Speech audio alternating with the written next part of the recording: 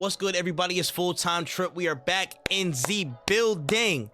Liverpool 1, Arsenal 0 at Anfield. Oh my gosh. Not ideal. Make sure you like, comment, subscribe, all that good stuff. Before we even get to all the other stuff that's in there, let me just stop. Cut the presses. Out the gate. Thank you so much for 600 subscribers on YouTube. We've crossed that 600 threshold, running towards 1,000. Thank you so much for everybody who's pulling up, pulling in, watching, checking out all the content that we're posting. Listen, for y'all, I appreciate you so much.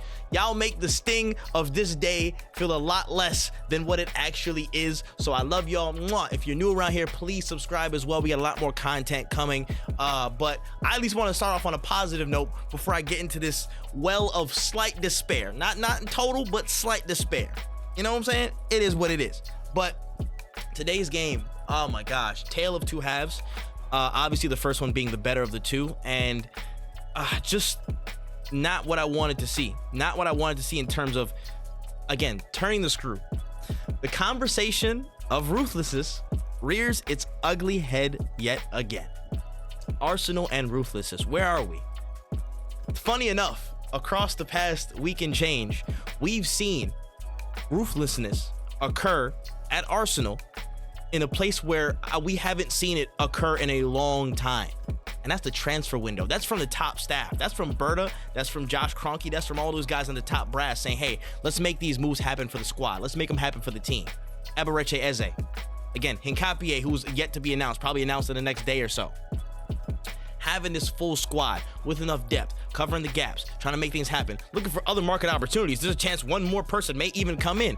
Ambition and ruthlessness from that top level, which is, again, the main level that I've criticized in years past. They've done a tremendous job to help fill the gap and get us war ready for all the competitions that we're in. Now it's down to the other two levels.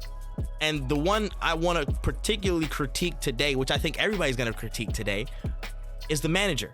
How ruthless is he going to be with his squad selection, with his tactics to win games? We ain't lost a Big Six game in about 2 years.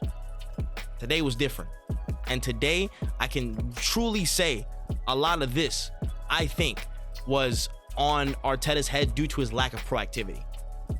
Listen, you can be in the camp of Eze should have started, Eze should have always been for the. I can understand Eze not starting for the tactical management of having Marino in there for a half, trying to plug the midfield, again, calm things down, having a body to play off of Gyökeres if we get chances and we're hoofing the ball down lane. I understand those tactical reasons. I get that. But if you're seeing we're on the front foot for 45 minutes and you're seeing there's a disconnect consistently, but to the point where Zubamendi's pushing up, trying to connect play and nothing's happening, and all we have is the out ball to to Madueke to even kickstart anything, and maybe Calafiori with a couple of runs, but he doesn't have enough time on the ball. If it's only Calafiori and Madueke, and the middle there's a huge gap, you would think at halftime maybe we want to try and turn the screw, be brave, be bold. Put something in there that we can probably, again, hang with it and contend with, maybe. You would think Eze. I would think Eze. I was conservative. I said, yo, Eze on at 55 minutes and then bring on Odegaard at 70 because I know he just came back from the injury. That would have been fine to turn the screw. But I don't know what the pragmatism is that exists when you see the momentum that is on display that we had. We kept Anfield quiet for a solid 50-60 minutes. We kept that quiet, and that was the perfect time to capitalize on that. I can't remember if it was last season or the season before at Anfield when we went 2-0 up. It might have been like 2 seasons ago. We went 2-0 up, silenced them, and then contain the game, react, proactively assess. I don't know why whatever game plan that was fully looking to be struck, fully looking to be executed, at some point you have to make the proactive change if you want to win games at these very, very, very contentious and special grounds. You have to be on your toes, on your P's and Q's. And I think Arteta got it wrong. It was the choice between sheepishness, words, and genius.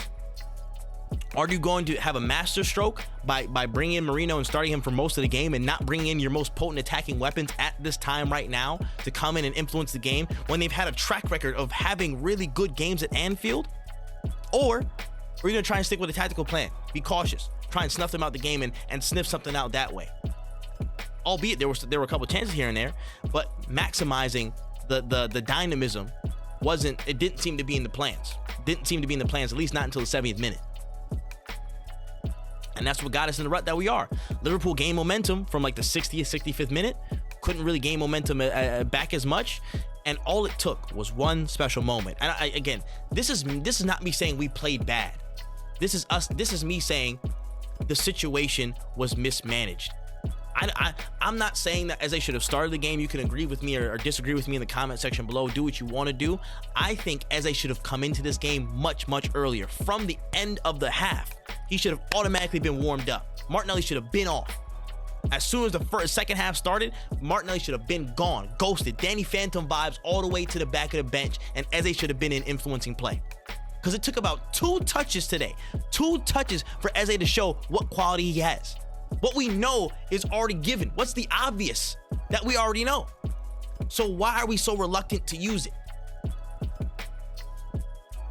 I don't care if he knows the entire tactical tweaks in the system or not. Eze is a smart footballer for one. He'll know how to handle certain things. He started Madueke, and Madueke in the first 10-15 minutes wasn't marking his man on the wing and trying to close certain things down. So what's that there? You know, there comes a time where we gotta be bold. We have to be brave. And I said the same thing in the transfer window. I've said the same thing in being critical of the top brass. We have to be brave in how we assess the market. We have to be brave in how we approach the market and execute. And now the next thing goes down, and it's the same recurring issue with the proactivity of substitutions and the proactivity of the game plan, the bravery of the game plan in certain situations to go for it instead of just try and, again, focus more on mitigation than execution or exertion of your own pressure. And again, we get it, cool, it's Anfield, it's their away ground, fine. But if we have the tools to hurt them actively, dynamically, why not use that from the gate and then look to mitigate afterwards? Or if you're seeing the situation, we have momentum, make that change to turn the screw. That's just where I get hung up on it. And again, I'm not no professional. I don't know what's going on through people's heads or whatever, but it seems like the consensus is we could have used our attacking options, those creative attackers, which we didn't really have any on the pitch at the time. We could have used them a whole lot earlier. And that's what the bulk of my gripe is with this game. I don't have many negatives outside of that. Really. All of them were just circumstantial because of the injury. That's really it. And even then, I can still take a bunch of silver linings out of it. And I'm still going to do my 4 things I liked about the video. I might add a dislike in it, but like I don't have many dislikes about that entire performance in general, except for how the momentum shifted and how we failed to capitalize on the momentum that we had. And I think a lot of that comes down to the instruction and the proactivity of the manager first, and then that disseminates down into the team. That's where I stand. And if we're going to do what we need to do this season to win major silverware, we have to be proactive. We have to. There is no ifs, ands, or buts about it. And again, I know we're missing Havertz, Saka, again, Saliba went off, Norgard, White, Jesus. I know we're missing people. And that still affects us because, again, if Madueke was off for Saka would have had a field day with Kirkaz. No problem, no worries. Madueke was already having luck and joy with him. What do you think Saka would have done? I would love to face Liverpool with a full squad, but you know the football gods hate Arsenal. They're never gonna give us the satisfaction of having a full squad facing a top competitor in our league in a fixture. This is not happening. It's not happening. Our last prime squad, we saw them like 5-6 times, and then we've never seen them again.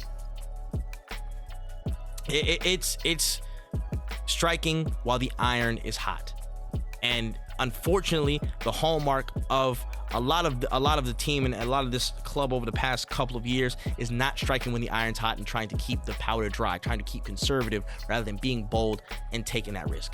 And hopefully, I'm hoping that the introduction of Eberechi Eze brings some kind of mentality shift throughout the players, throughout the coaching staff and all that, to take moments to be more risky, to take moments to be more efficient, to take moments to be a bit more bolder on the ball, get a little bit quicker to that shot, be a bit more brave with your shot selection.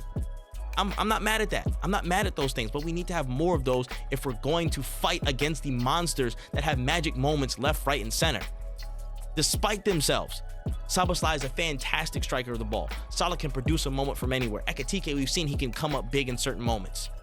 Gakpo will come up in certain moments as well. Saka's not here. You know what I'm saying? Declan Rice can produce a special moment, but that's going to be rare on occasion. That's free kick landing. No, he had a crazy ass free kick today. Derogatory. But still, like, he can come up with a moment. But outside of that, who?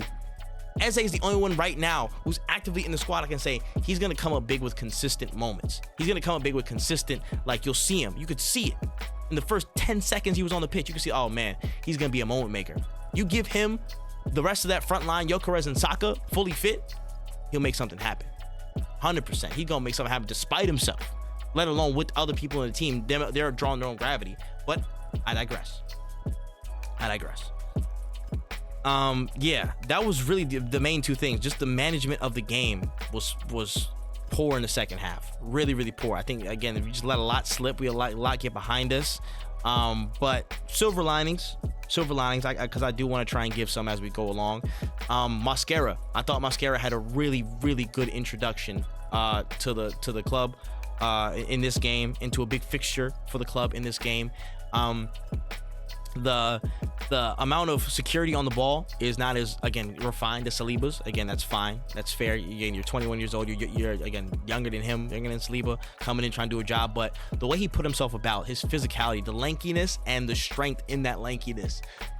Somebody said it on the timeline. I think it was Jaden. I can't even remember. Shout out Jaden though. If it was you, shout outs, but if somebody else, shout outs to you.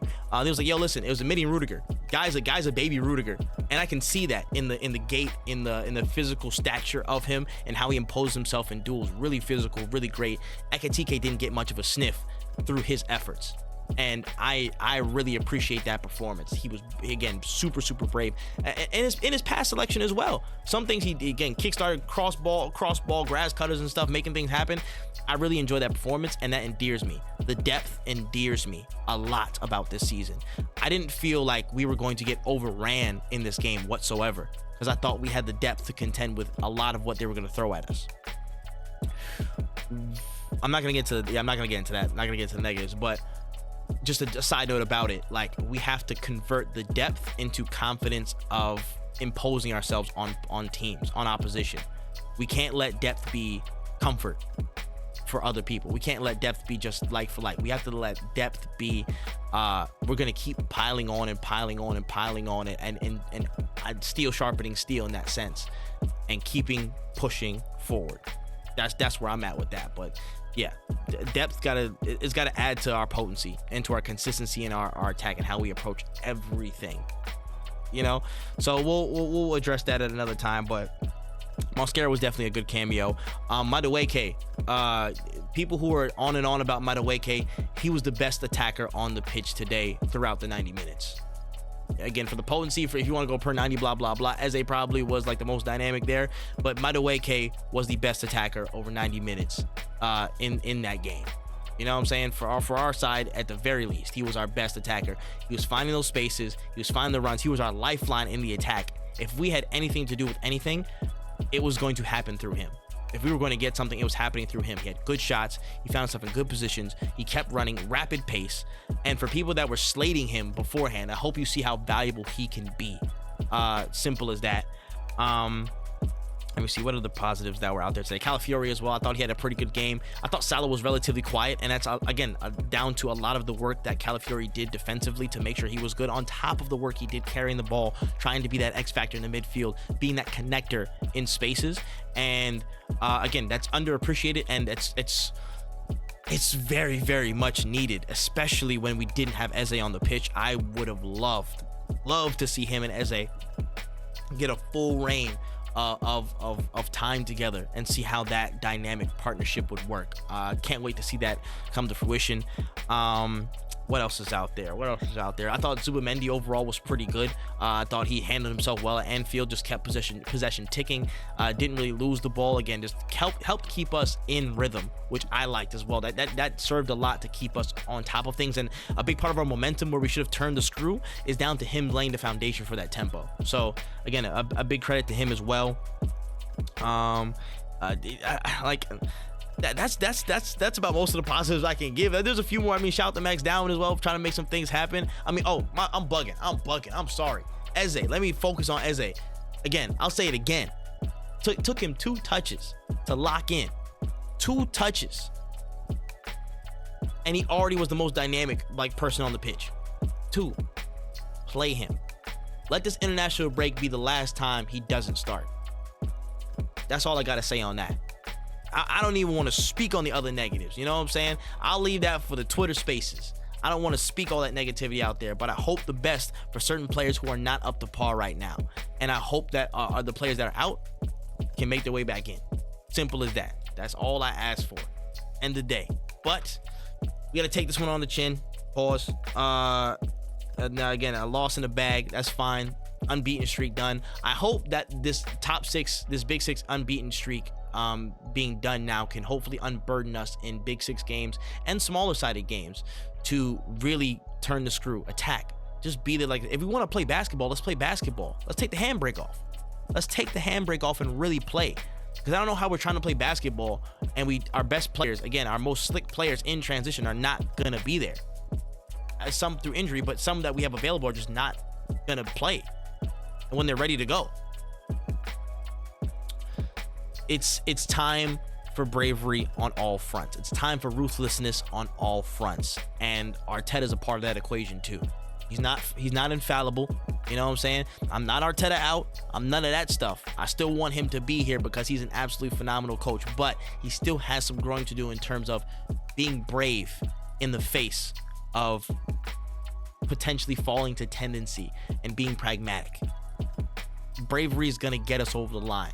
So he has to be as brave as that board, and the board has to be as brave as the players and all that stuff. There needs to be symbiosis and mutualism and full congruence and agreement in being brave in these moments across the season.